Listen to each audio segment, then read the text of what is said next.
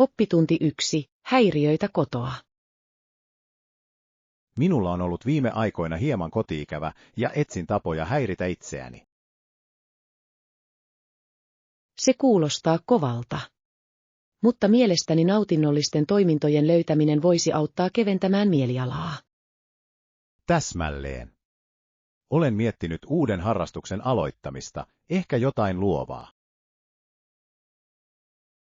Se kuulostaa hauskalta. Luovuuteen osallistuminen voi olla loistava tapa ilmaista itseäsi. Oletko koskaan kokeillut maalausta tai piirtämistä?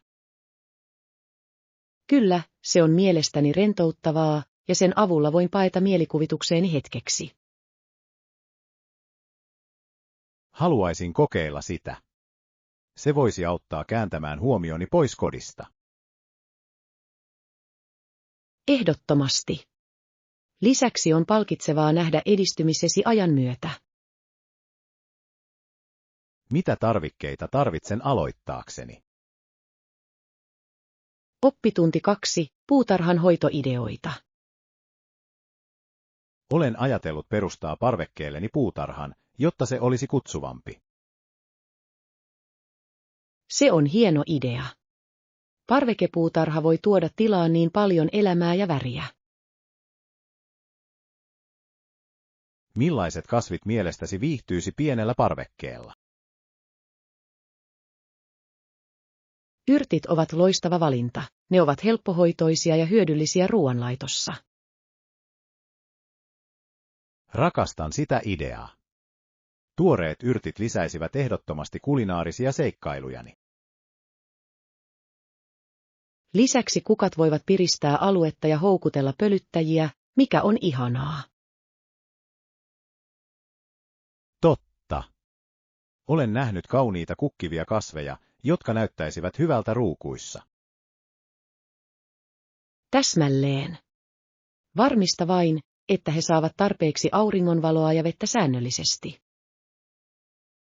Pidän sen ehdottomasti mielessäni. Onko sinulla jotain erityisiä kukkia, joita suosittelet? Oppitunti 3. Yhteisön vastuu. Minusta meidän kansalaistena ei pidä hukata tämän ajan arvokasta lahjaa. Täysin. Jokainen hetki on arvokas, ja meidän tulee käyttää se viisaasti yhteisömme hyväksi. Mikä on mielestäsi paras tapa edistää yhteiskuntaamme? Vapaaehtoistyö on loistava tapa antaa takaisin ja auttaa apua tarvitsevia. Olen samaa mieltä. Se ei hyödytä vain muita, vaan voi olla palkitsevaa myös itsellemme. Täsmälleen. Lisäksi se luo yhtenäisyyden ja yhteyden tunteen ihmisten välille. Oletko viime aikoina osallistunut yhteisön tapahtumiin? Kyllä, liityin paikalliseen siivoushankkeeseen, ja tuntui hienolta saada aikaan muutos. Se kuulostaa upealta. Miltä sinusta tuntui panostettuasi aikaasi ja vaivaasi? Oppitunti 4. Matkasuunnitelmat. Olen haaveillut seuraavasta lomastani, ja se kuulostaa jännittävältä. Se on upeaa. Mitä saarta harkitset lomallesi? Olen taipuvainen menemään kauniille saarelle Karibialla, joka tunnetaan upeista rannoistaan. Se kuulostaa hämmästyttävältä.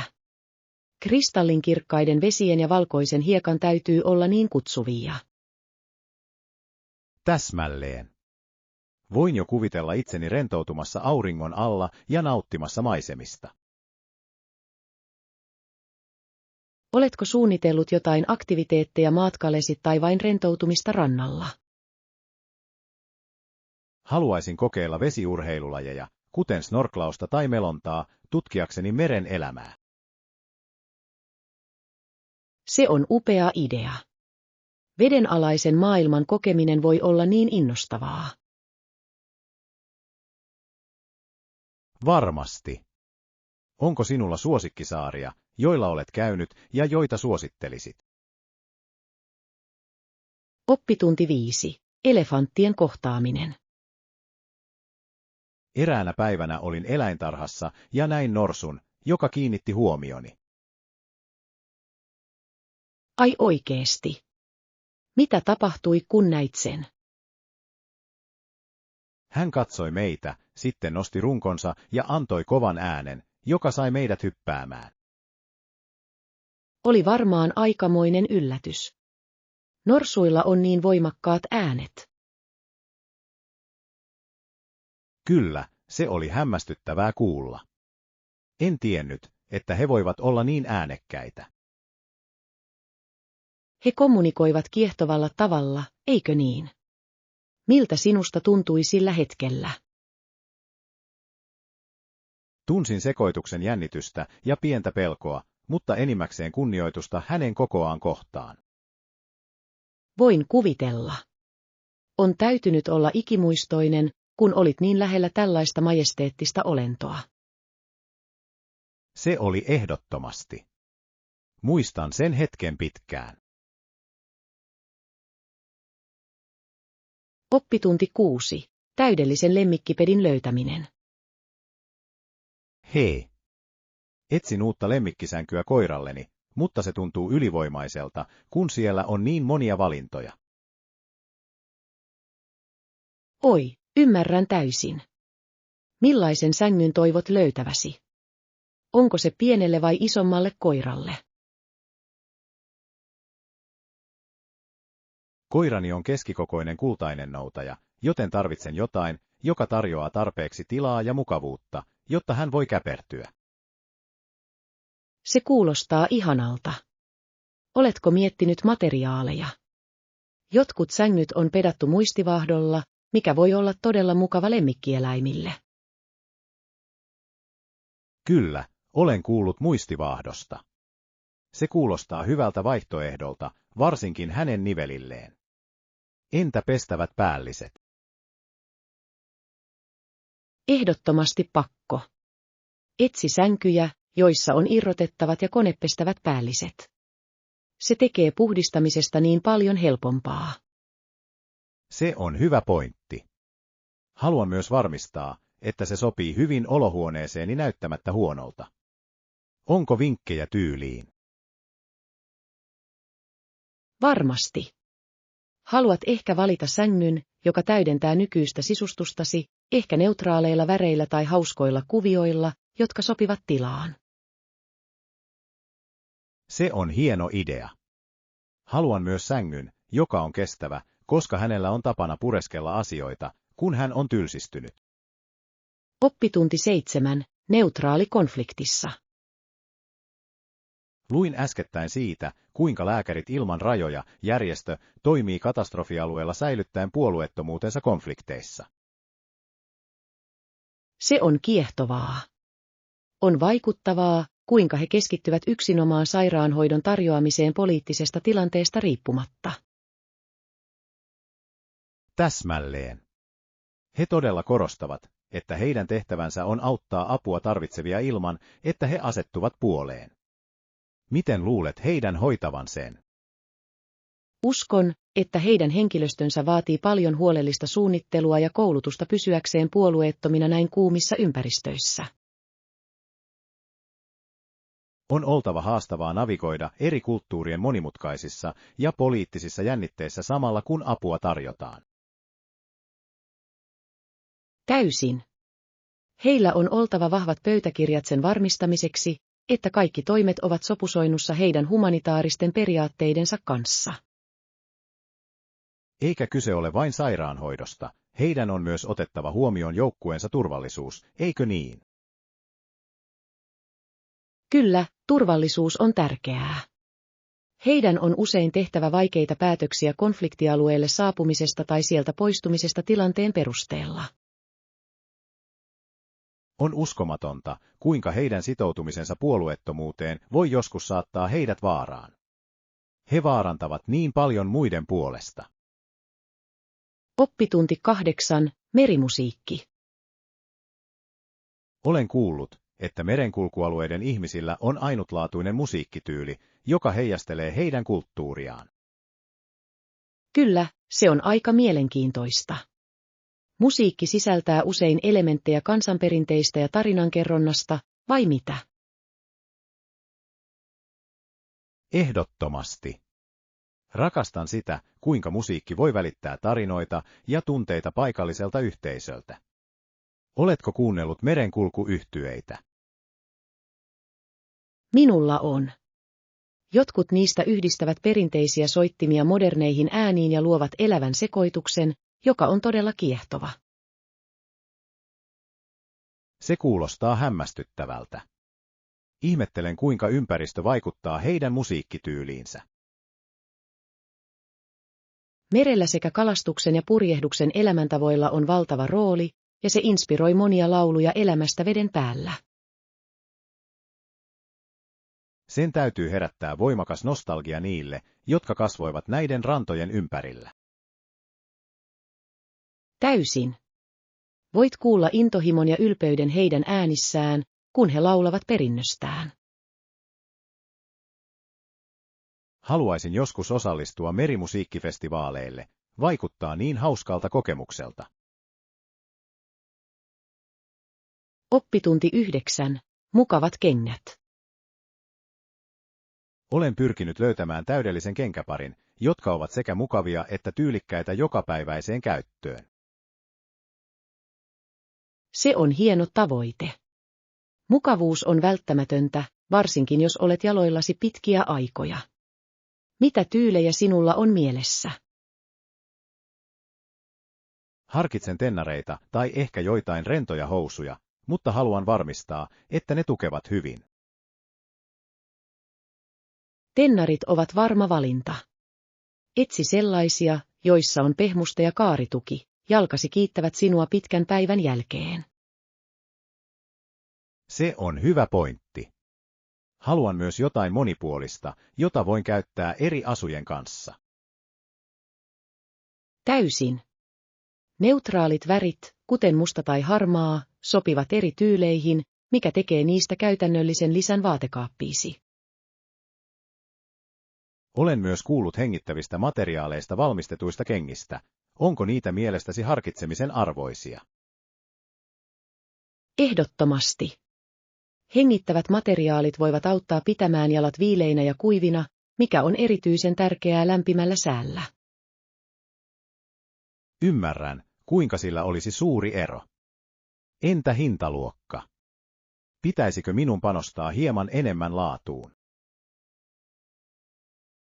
Oppitunti 10. Uuden vuoden lahja.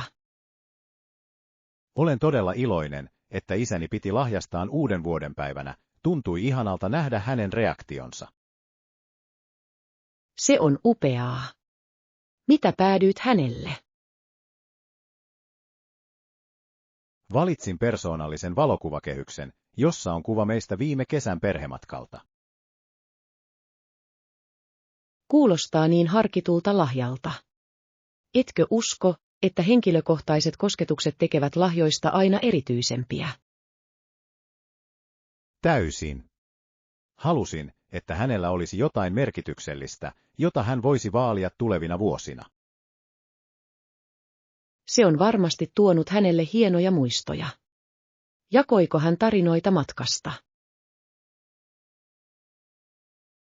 Kyllä, hän muisteli seikkailujamme vaeltaessamme ja tutkiessamme uusia paikkoja. Se sai hänet todella hymyilemään. Se on niin mukavaa. Sellaisia hetkiä, jotka luovat kestäviä siteitä perheenjäsenten välille. Täsmälleen. Minusta tuntuu, että sydämestä tulevat lahjat ovat arvokkaampia kuin mikään aineellinen.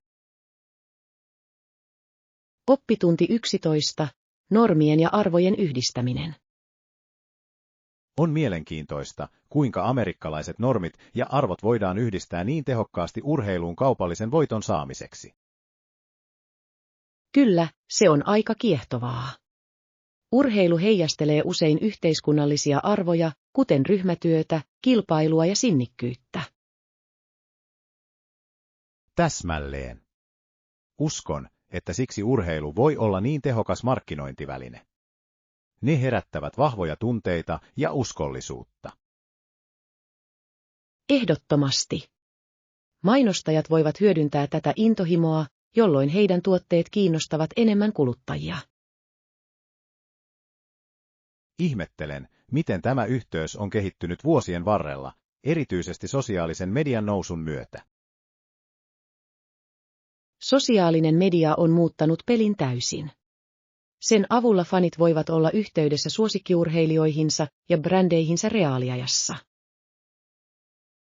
Se on totta. Se luo yhteisöllistä tunnelmaa, mikä saa ihmiset todennäköisemmin tukemaan sekä urheilua että siihen liittyviä brändejä.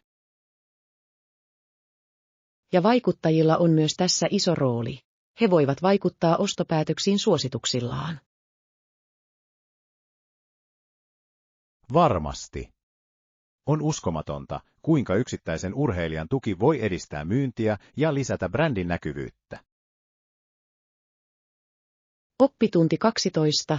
Esiintyminen julkisesti. Oletko koskaan esiintynyt julkisesti? Olen aina ollut utelias, millainen se kokemus on. Kyllä, minulla on. Esiin paikallisissa tapahtumissa, ja se oli sekä innostavaa että hermoja raastavaa. Voin vain kuvitella. Millaisen esityksen teit? Lauloin yhteisön lahjakkuusohjelmassa, yleisön energia oli uskomatonta, ja se todella motivoi minua. Se kuulostaa hämmästyttävältä. Oliko sinua jännittynyt ennen lavalle menoa? Oi, ehdottomasti. Mutta kun aloin laulaa, kaikki hermot näyttivät laantuvan. Se on todella inspiroivaa. On hienoa kuulla, kuinka intohimo voi auttaa voittamaan ahdistuksen. Täsmälleen. Uskon, että yhteydenpito yleisöön tekee myös valtavan eron. Heidän tukensa antaa sinulle energiaa. Oletko esiintynyt enemmän sen jälkeen? Haluaisin kuulla, miten matkasi on kehittynyt. Oppitunti 13. Tuottavuus aamulla. Mielestäni tuottavin aikani on aikaisin aamulla. Tunnen itseni niin energiseksi ja keskittyneeksi tuona aikana. Se on mielenkiintoista. Olen kuullut monien sanovan, että he tekevät parhaansa myös aamulla. Tuntuu kuin maailma olisi hiljaisempi ja voin todella keskittyä ilman häiriötekijöitä. Näen sen. Onko sinulla tietty rutiini, joka auttaa sinua maksimoimaan aamusi tuottavuuden? Kyllä, aloitan yleensä kevyellä venyttelyllä ja terveellisellä aamiaisella aivoilleni. Se on hieno idea. Päivän aloittaminen hyvällä ravinnolla voi antaa positiivisen sävyn kaikelle seuraavalle. Täsmälleen. Huomaan myös, että tehtävien suunnittelu edellisenä iltana auttaa minua pääsemään vauhtiin. Se kuulostaa fiksulta. Selkeä suunnitelma voi varmasti auttaa ylläpitämään keskittymistä ja motivaatiota. Varmasti. Yritän hoitaa haastavimmat tehtävät ensin, kun mieleni on vielä virkeä. Oppitunti 14. Ennakoitavuus ja suunnittelu. Se on totta, mutta joskus se voi olla arvaamatonta. Viimeinen asia, jota tarvitsemme, on suunnitelmiemme puuttuminen odottamattomien olosuhteiden vuoksi. Olen täysin samaa mieltä. Elämällä on tapana heitellä kaarrepalloja, eikö niin? Kyllä, ja se voi olla melko turhauttavaa, kun olet nähnyt niin paljon vaivaa jonkin asian järjestämiseen. Täsmälleen. Mielestäni on tärkeää, että sinulla on varasuunnitelma siltä varalta, että asiat eivät mene odotetulla tavalla. Se on fiksu lähestymistapa.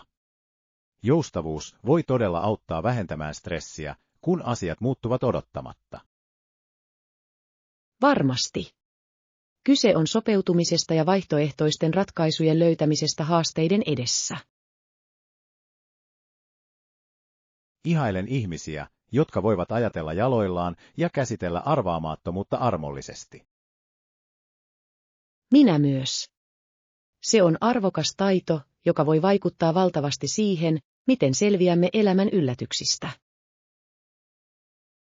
Luulen, että kyse on positiivisen asenteen säilyttämisestä, vaikka asiat eivät mene suunnitelmien mukaan. Oppitunti 15. Wimbledon ja ammattilaispelaajat.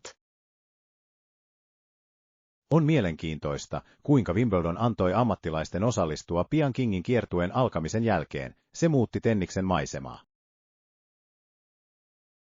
Kyllä, se todella teki. Ammattipelaajien esittely toi lajiin kilpailun ja jännityksen uudelle tasolle. Voin kuvitella sen, että parhaat pelaajat ympäri maailmaa kilpailevat arvostetuissa tapahtumissa, täytyy olla faneille jännittävää. Täysin. Se on nostanut tenniksen profiilia ja tehnyt siitä houkuttelevamman laajemmalle yleisölle. Ihmettelen, kuinka tämä muutos on vaikuttanut nuorten pelaajien kehitykseen nykyään. Se on luultavasti inspiroinut monia harrastamaan tennistä vakavasti, koska he voivat haaveilla pelaamisesta näin korkealla tasolla. Se on totta. Huippupelaajien näkyvyys voi motivoida nuoria urheilijoita työskentelemään kovasti ja parantamaan taitojaan. Lisäksi se luo urheilulle rikkaamman historian legendaarisilla otteluilla, joista fanit puhuvat sukupolvien ajan. Rakastan tarinoita, jotka avautuvat turnausten aikana. Ne lisäävät kilpailuun persoonallisuutta. Oppitunti 16. Minne olet menossa? Tietysti autan sinua mielelläni. Minne oikein yrität mennä? Toivon pääseväni keskustan uuteen taidenäyttelyyn, olen kuullut siitä niin paljon hienoja asioita. Se kuulostaa fantastiselta. Tarvitsetko ohjeita vai onko alue sinulle tuttu? En ole kovin tuttu, joten voisin ehdottomasti käyttää opastusta. Mikä on paras reitti? Jos suuntaat suoraan tätä tietä pitkin, tulet pääaukiolle ja sieltä on vain lyhyt kävelymatka. Siitä on apua. Onko jotain maamerkkejä, joita minun pitäisi tarkkailla matkan varrella? Kyllä, ohitat suuren kirjakaupan vasemmalta. Sitä on vaikea missata. Näyttely on vain kortteli sen jälkeen. Hienoa. Tykkään käydä kirjakaupoissa, joten saatan pysähtyä matkallani. Onko näyttely käymisen arvoinen? Täysin. Esitellyt taiteilijat ovat varsin tunnettuja, ja työ on uskomattoman inspiroivaa. Oppitunti 17. Loistavien urheilijoiden uudelleen tarkastelu. Kuulitko, kuinka Martina Navratilovasta ja Florence Griffith-Jonerista keskusteltiin heidän uransa äskettäisessä uudelleenarvioinnissa? Kyllä, tein. On kiehtovaa, kuinka heidän saavutuksensa herättävät edelleen keskustelua urheilusta ja lahjakkuudesta. Mielestäni on tärkeää korostaa heidän panostaan, varsinkin kun he rikkoivat niin monia esteitä yleisurheilussa. Täysin. Navratilovan vaikutus tennikseen ja Griffith-Jonerin nopeuteen yleisurheilussa ovat legendaarisia. On mielenkiintoista nähdä, miten heidän perintöönsä suhtaudutaan nykyään verrattuna siihen, kun he kilpailivat aktiivisesti. Kyllä, yhteiskunnalliset käsitykset ovat muuttuneet, ja on virkistävää nähdä nämä urheilijat saavan ansaitsemansa tunnustuksen. Olen samaa mieltä. Heidän tarinansa inspiroivat tulevia sukupolvia toteuttamaan unelmiaan haasteista huolimatta. Täsmälleen. ja on erittäin tärkeää käydä keskusteluja, jotka kunnioittavat heidän kovaa työtä ja omistautumista urheilulleen. Ihmettelen, johtaako tämä uudelleenarviointi lisää keskustelua sukupuolten tasa-arvosta yleisurheilussa. Oppitunti 18. Vanhojen rakennusten kunnostaminen. Oletko koskaan miettinyt, kuinka mahdollista vanhojen rakennusten entisöiminen on? Siellä on niin monia historiallisia helmiä. Kyllä, minulla on. On uskomatonta ajatella, että jotkut arkkitehdit ovat valmiita ottamaan vastaan niin haastavia projekteja. Eikö? Vanhojen rakenteiden entisöiminen ei vain säilytä historiaa, vaan myös tuo elämää takaisin yhteisöihin.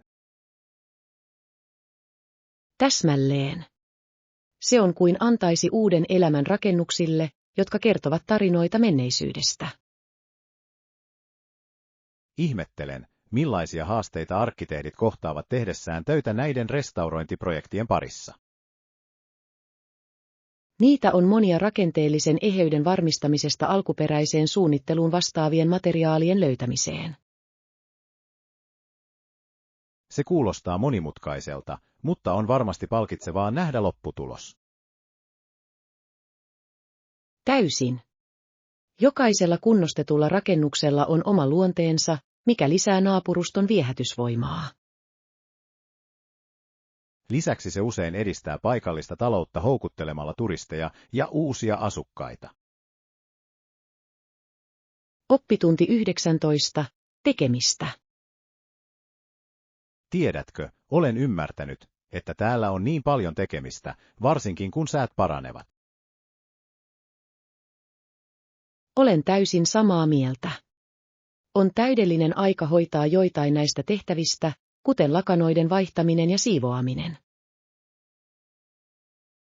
Kyllä. Tuoreilla lakanoilla voi olla suuri ero, mutta joskus se näyttää loputtomalta luettelolta askareita. Tiedän, mitä tarkoitat. On ylivoimaista ajatella kaikkea, mitä pitää tehdä. Täsmälleen. Mutta kun aloitat, tuntuu usein tyydyttävältä tarkistaa asioita luettelosta. Se on totta. Ehkä voimme motivoida toisiamme tekemään asioita tänä viikonloppuna. Se kuulostaa suunnitelmalta. Voimme tehdä siitä hauskaa ja palkitsevaa suorittaa kaiken listallamme. Kyllä. Ja ehkä voimme juhlia sen jälkeen mukavalla aterialla tai elokuvaillalla. Rakastan sitä ideaa. Se antaa meille jotain, mitä odottaa kaiken kovan työn jälkeen. Oppitunti 20. Tanssimuisto. Et usko, mitä juhlissa tapahtui viime yönä. Mies pyysi äitiäni tanssimaan.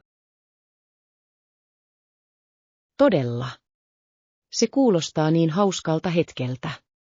Äitisi oli varmasti iloinen. Hän todella oli. Hän on erittäin hyvä tanssija, ja oli ihana nähdä hänen nauttivan olostaan. Se on upeaa. Tanssi voi olla niin iloinen tapa olla yhteydessä muihin. Täysin. Luulen, että se toi hänelle paljon hienoja muistoja nuorena. Voin kuvitella. On hienoa nähdä vanhempien päästävän irti ja pitävän hauskaa. Kyllä, se muistutti minua siitä, kuinka tärkeää on vaalia niitä yhteisiä hetkiä. Ehdottomasti. Ne pienet kokemukset luovat kestäviä siteitä perheen sisällä. Olen iloinen, että olin paikalla todistamassa sitä, se teki illasta vielä erikoisemman. Oppitunti 20. Palaa musiikin pariin. Oi, sinun pitäisi palata asiaan. Soittimen soittaminen on niin täyttävää ja tuo niin paljon iloa. Tiedän. Soitin pianoa koko ajan, ja kaipaan todella sitä luovaa kanavaa.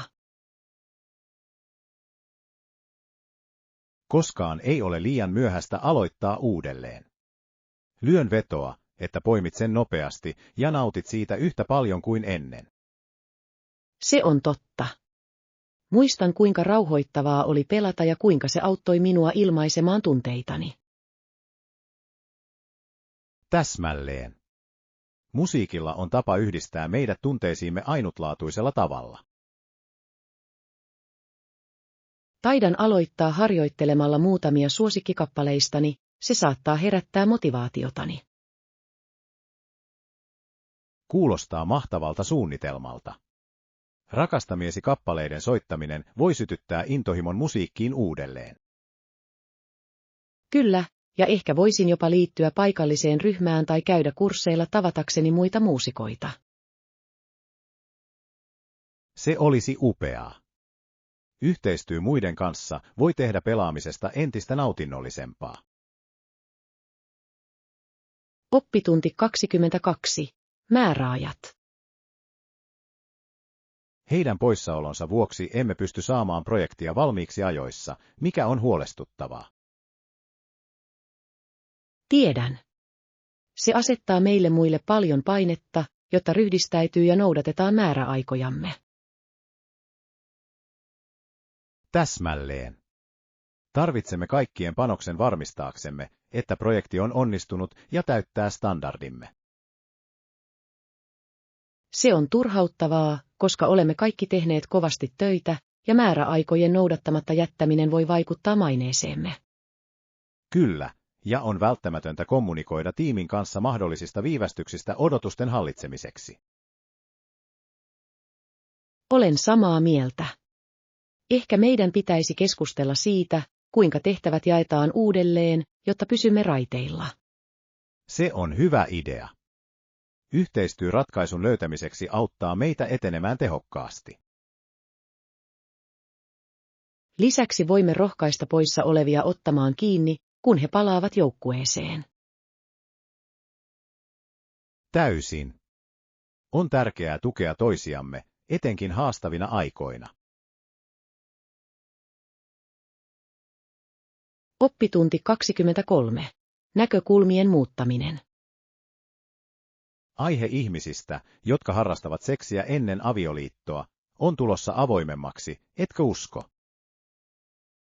Kyllä, on mielenkiintoista, kuinka yhteiskunnalliset näkemykset ovat muuttuneet, mikä mahdollistaa laajemman keskustelun tällaisesta käyttäytymisestä. Täsmälleen. Näyttää siltä, että nyt on vähemmän arvostelukykyä ja ihmiset hyväksyvät enemmän yksilölliset valinnat. Olen samaa mieltä. Tämä avoimuus voi johtaa terveellisempään keskusteluun ihmissuhteista ja suostumuksesta. On tärkeää luoda ympäristö, jossa ihmiset voivat keskustella kokemuksistaan. Täysin. Koulutus ja ymmärrys voivat auttaa vähentämään näiden aiheiden leimaamista. Ihmettelen, kuinka tämä näkökulman muutos vaikuttaa nuorempiin sukupolviin ja heidän näkemyksiinsä ihmissuhteista. Se todennäköisesti rohkaisee heitä olemaan rehellisempiä ja kommunikoivampia kumppaniensa kanssa, mikä on välttämätöntä.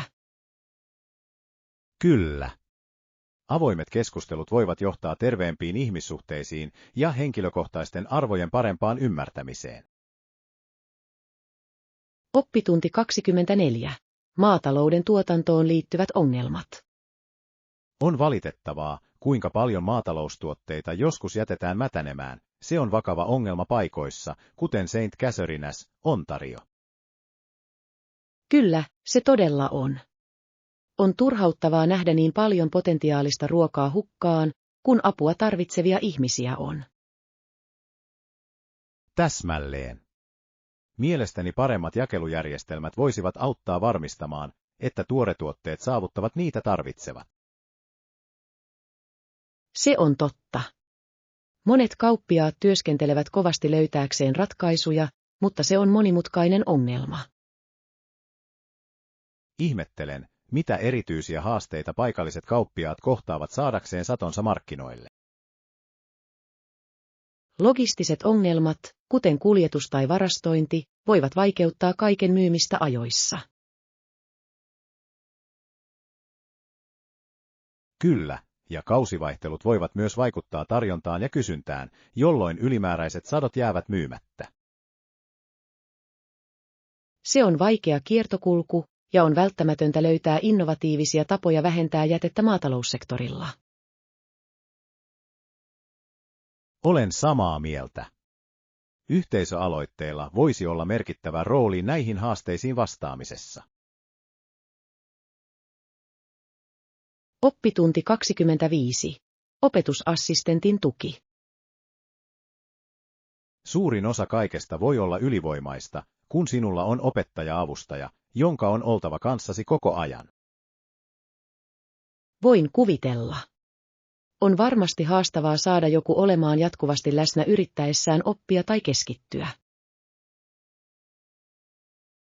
Täsmälleen. Joskus haluan vain vähän tilaa ajatella itsenäisesti ilman, että minua katsotaan. Se on ymmärrettävää. Oppimisessa on tärkeää löytää tasapaino tuen ja henkilökohtaisen tilan välillä. Kyllä, ja vaikka avustaminen on hyödyllistä, liian paljon voi tuntua tukahduttavalta, etenkin luovien tehtävien aikana. Olen samaa mieltä. On tärkeää, että oppilailla on vapaus tutkia ideoita ja tehdä virheitä itse. Mietin, onko olemassa tapoja jäsentää tukea niin, että se tuntuu vähemmän häiritsevältä. Kyllä, ehkä ajoitetut sisäänkirjautumiset jatkuvan läsnäolon sijaan voisivat tarjota paremman tasapainon. Se kuulostaa mahtavalta idealta. Se antaisi opiskelijoille mahdollisuuden tuntea tukea samalla kun heillä on edelleen vapaus kasvaa. Oppitunti 26. Tähdet ja myytit. Oletko koskaan miettinyt, kuinka ihmisistä tai eläimistä tuli tähtiä taivaalla, kuten mahtava metsästäjä Orion jahtaa härkää? Kyllä, se on niin kiehtova aihe. Tähdistöjen takana olevat tarinat ovat usein täynnä seikkailua ja symboliikkaa. Täsmälleen. Orion on kuvattu metsästäjänä, ja hänen härkätahtinsa lisää jännittävää dynamiikkaa yötaivaalle. Rakastan, kuinka nämä myytit heijastavat ihmisten kokemuksia ja tunteita. Ne antavat meille tavan olla yhteydessä kosmokseen. Eikö? On hämmästyttävää ajatella, että muinaiset kulttuurit käyttivät näitä tarinoita selittämään luonnon ilmiöitä. Ja ne toimivat usein tapana opettaa oppitunteja tai välittää arvoja nuoremmille sukupolville. Kyllä, tarinankerronta on niin tehokas työkalu tiedon välittämiseen. Onko sinulla suosikkitähdistä? Pidän erityisesti Plejadeista. Tapa, jolla nuo tähdet kokoontuvat yhteen, on niin kaunista ja salaperäistä. Plejadit ovat upeita. Ne muistuttavat meitä luonnon kauneudesta ja maailmankaikkeuden ihmeistä. Oppitunti 27. Herkullisia takoja A.L. Pastor. Minun on sanottava, että herkulliset takot A.L. Pastor ovat yksi suosikkini meksikolaisista ruuista. Ne ovat yksinkertaisesti uskomattomia. Olen täysin samaa mieltä. Marinoidun sianlihan, ananaksen ja näiden uskomattomien mausteiden yhdistelmä on lyömätön. Kyllä. Makujen sulautuminen yhteen on kulinaarinen mestariteos. Oletko kokeillut tehdä niitä kotona? Minulla on. Se on hauska prosessi, mutta mikään ei voita katukauppiaalta saamaasi autenttista makua. Totta. Niiden nauttimisessa tuoreena grillistä on jotain erityistä, varsinkin limetin kanssa. Täsmälleen. Lisäksi tako-osaston eloisa tunnelma lisää koko kokemusta. Onko sinulla suosikkipaikka Tacos A.L. Pastorille? Siellä on tämä pieni paikka keskustassa, joka tekee niistä täydellisen. Liha on niin pehmeää ja maukasta. Se kuulostaa hämmästyttävältä. Minun täytyy tarkistaa se. Rakastan uusien ruokapaikkojen löytämistä. Oppitunti 28. Ilmoitusten tarkistaminen. Tiedän, eikö? En voi olla tuntiakaan tarkistamatta puhelimeni ilmoituksia, se on melkein kuin riippuvuus. Se todella on. Olemme niin tottuneet välittömiin päivityksiin, että yhteyden katkaiseminen tuntuu oudolta. Täsmälleen. Joskus ihmettelen, kuinka ihmiset onnistuivat ennen kuin älypuhelimet tulivat niin yleisiksi. Mielestäni kyse on tasapainosta. Vaikka yhteydenpito on hienoa, meidän pitäisi myös pitää taukoja näytöiltämme. Se on hyvä pointti. Olen yrittänyt asettaa tiettyjä aikoja tarkistaakseni puhelimeni sen sijaan, että katsoisin sitä jatkuvasti. Se on fiksu lähestymistapa. Se voi auttaa vähentämään ahdistusta ja parantamaan keskittymistä muihin toimintoihin. Varmasti. Huomaan, että kun en ole liimautunut puhelimeeni, voin nauttia keskusteluista ja kokemuksista paljon enemmän. Täysin. Lisäksi se mahdollistaa syvemmät yhteydet ympärillämme oleviin ihmisiin, mikä on korvaamatonta. Kyllä. Mielestäni meidän pitäisi haastaa itsemme viettämään puhelimettomia hetkiä koko päivän ajan. Oppitunti 29. Kasvien uudelleen istutus. Mistä tiedän, onko aika istuttaa kasvini uudelleen? Olen huomannut, että ruukun pohjasta tulee juuria. Se on selvä merkki. Jos näet juuria nousevan esiin, on ehdottomasti aika harkita kasveille suuremman kodin antamista. Olen kuullut, että uudelleenistutus voi antaa niille enemmän tilaa kasvaa, mutta olen hieman hermostunut prosessista. Se on ymmärrettävää. Ole vain lempeä, kun poistat kasvin nykyisestä ruukusta ja yritä olla vahingoittamatta juuria. Tuossa on järkeä. Pitäisikö minun käyttää tuoretta maaperää, kun istutan uudelleen? Kyllä, ehdottomasti. Tuore maaperä tarjoaa ravinteita, joita kasvisi tarvitsee menestyäkseen uudessa tilassaan. Hienoa. Varmistan, että valitsen oikean tyyppisen maaperän uudelleenistuttamalleni kasville. Se on viisas päätös. Älä myöskään unohda kastella sitä hyvin jälkeenpäin, jotta se asettuu paikalleen. Kiitos vinkkeistä. Tunnen itseni nyt varmemmin uudelleen istutuksen suhteen. Oppitunti 30. Istunnot ja suositukset. Se on kiehtovaa. Oletko jo osallistunut johonkin istuntoon? Haluaisin kuulla kokemuksistasi. Minulla on. Istunnot, joihin osallistuin, olivat uskomattoman oivaltavia ja mukaansatempaavia, ja opin niin paljon. Se kuulostaa hämmästyttävältä. Oliko jokin tietty aihe, joka jäi mieleesi?